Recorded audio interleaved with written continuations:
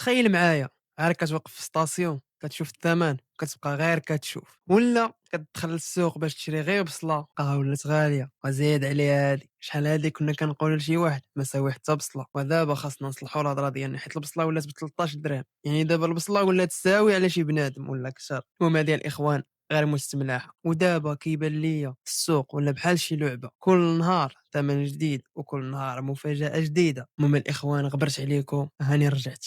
ليسانس وصل 15 درهم، المازوت 14، والمواطن بقى غير كيتسائل شكون كيتحكم في هذا السوق. صحيح ان الاسعار تحررات والمفروض الشركات تتنافس باش تنقص في الثمن، ولكن واش فعلا كاين هذا التنافس؟ حيت في الغالب كنشوفوا الاثمنه قريبه لبعضها، وكاين في شي ستاسيونات الثمن بحال بحال واخا الشركه مختلفه. كيبان بحال السوق كيمشي في خط واحد. هذا الشيء كيخلي بزاف ديال الناس يحسوا ان التحكم مازال موجود بطريقه او باخرى. كاين اللي كيشوف ان الشركات عندها الحريه، ولكن كاين حتى اللي كيتساءل علاش المواطن ما كيشوفش انخفاض حقيقي في الثمن، علاش الارتفاع كيبان اسرع من الانخفاض. هذا الشيء كيخلي تاثيرات كبيره، حيت في الاخر المواطن هو اللي كيخلص. النقل كيتزاد، الماكله كتولي غاليه، المصاريف كتطلع، والدخل كيبقى هو. المشكل ماشي غير في الثمن، المشكل في الاحساس ديال المواطن ان السوق ما واضحش وان الاثمنه كتطلع بسهوله ولكن النزول ديالها صعيب. دابا انت قول لي، واش كتشوف السوق حر فعلا ولا كاين شي حاجه خاصها توضيح ومراقبه اكثر؟ كتب رايك في كومونتير وما تنساش دير لايك ابوني وفعل الجرس باش ديما بقى يوصلكم الجديد.